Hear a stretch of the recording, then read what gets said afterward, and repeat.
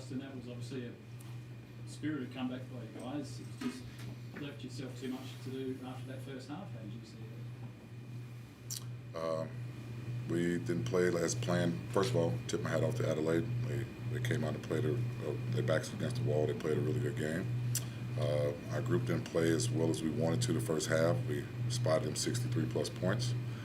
And then we had a sense of urgency second half, so played better. What was your take on that quarter time exchange there? Because that was going on for a bit. Which one? The players were getting involved. KD and also Vaughan Mabry.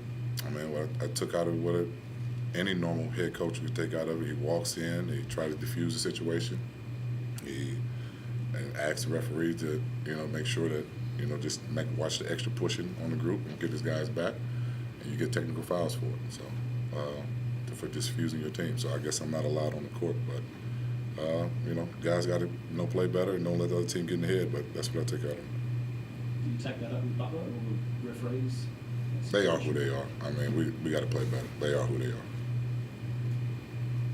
Now, Justin, in the second half particularly, you came out with quite a different looking defensive lineup with a couple of zones in there and that sort of thing. What prompted the change up, obviously, apart from the margin? Guys just, wanted to give a better effort than they did the first half. We scored 50 points in the paint and only shot, how many free throws? 10? So, at the end of the day, I guess we need to start shooting more jumpers because you don't get awarded for attacking the paint. And so, that was one thing that we drive off of. We're number one team in the paint scoring, but we always shoot the least free throws. So, I guess, Sam, unfortunately, you guys, we got to figure that out. But at the end of the day, it was just about our effort first half. So I applaud my guys for fighting back second half. Yeah, Sam, you really led that fight back in the second half, particularly. You have a career high tonight of 35, which beats your previous score of 29, I think it was, against Melbourne United. And for you, did it feel like that the door was really open in that fourth term for you to be able to, lead your team to victory in that situation? Yeah, I mean, we said coming out of half time, if we can go back to single digits by three-quarter time, we're in with a good shot. And I think we got it to about 10, and we're feeling good. And yeah, I mean, it's hard. It's some plays, at the end of the game that are iffy. Tyler gets fouled at the end, and probably should be shooting 2 free throws and giving us a chance to, foul them and play that game. But there was no call, and it's hard. But the fight back was there in the second half, and we've been talking about we want to be a 4-quarter team, and that second half is how we've got to play for a whole game. Have you worked out particularly what it is, particularly against Adelaide, that the Hawks struggle with? It seems to be a bit of a trend now for the 36ers against the Hawks in recent games. I mean, I think you look at some of these teams that play a bit more, I don't want to call it rogue basketball, but a bit more unstructured.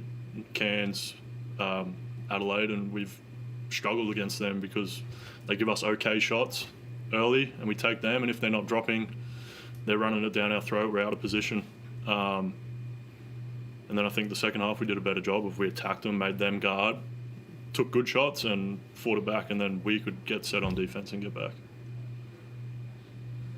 Justin, the Adelaide are the worst rebounding team in the competition. You guys are number one, and they've out-rebounded you all 3 games. Do you have an explanation why that could be?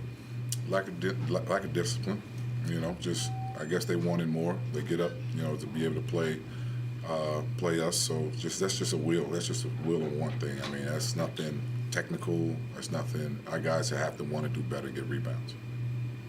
And you're losing to the 8th place team, struggling against Cairns. What concerns do you have as you sit right now on top of the ladder looking to the playoffs not far away?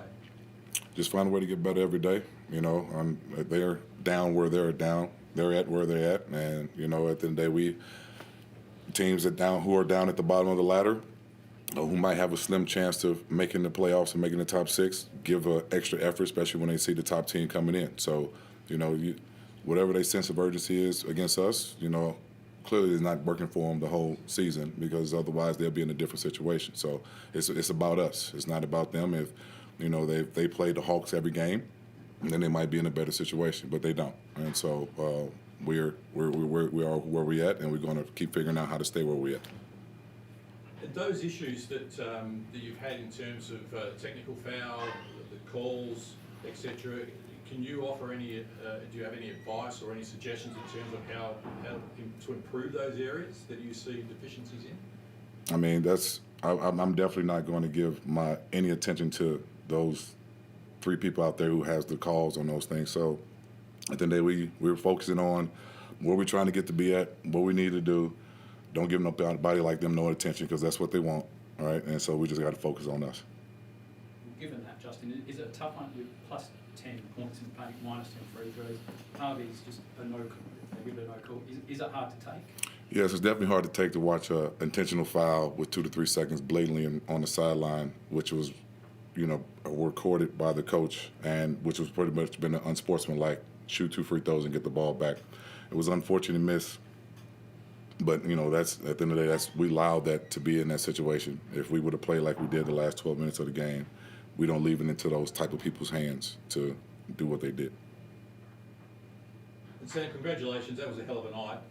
Look, to come up with the numbers that you did after coming off a slow game. Was that you were pumped up to improve on what happened in the previous game? Yeah, I mean, you talk to anyone, numbers always even out. I've had a couple of games where I shot poorly.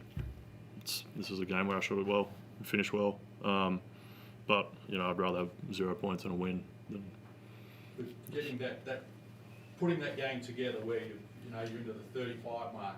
A lot of people think that you can produce that on a regular basis.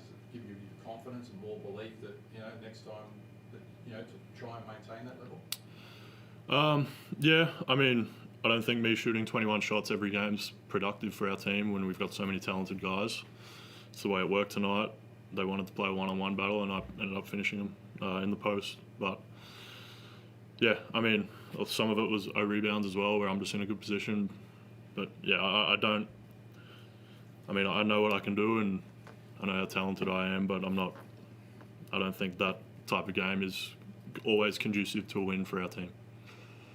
And Justin, the inconsistency from your group tonight in the terms of Tyler Harvey getting off early, knocking down 3 threes in a quarter and then scoreless in the second, and Darius Day's 2 points at 3/4 time, and particularly the way he finished the game, the belief.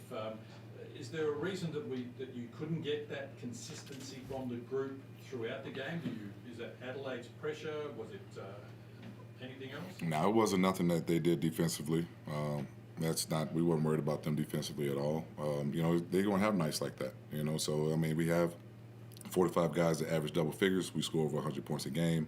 We scored when Sam had a bad night. We scored 100 points when Tyler had a bad night. So it's nothing inconsistent with that. It's just once their rhythm comes, you've seen Darius missed a couple. We told him we still believe, and he got us back in the game. So it's about those guys finding the right rhythm and getting to their shots. There's nothing defensively that Adelaide did at all to bother us. And so just I know it's fresh. A little bit hard to analyse exactly all the intricacies of the game, but is there anything that stands out to you that you need to get a little bit better at in terms of from this game? Which areas? I mean, I just told you we scored 50 points in the paint and shot 10 free throws. And we always score 50-plus points in the paint, and we shoot the less free throws most of the time. So, there's nothing else to get out. We find ways to dominate in areas where we feel we should be rewarded if there's extra physicality, because some teams have to do something different to slow you down. And I feel that, 10 free throws to 20, it's slightly, but at the end of the day, they played. Adelaide, tip my hat off to them. I'm not going to sit up here and not give them their credit. I give credit where credit is due, and we just have to find a way to get the wins, no matter what it is or who we leave the hands to or who doesn't want to see us where we at. We got to believe, and we got to figure stuff out and keep winning.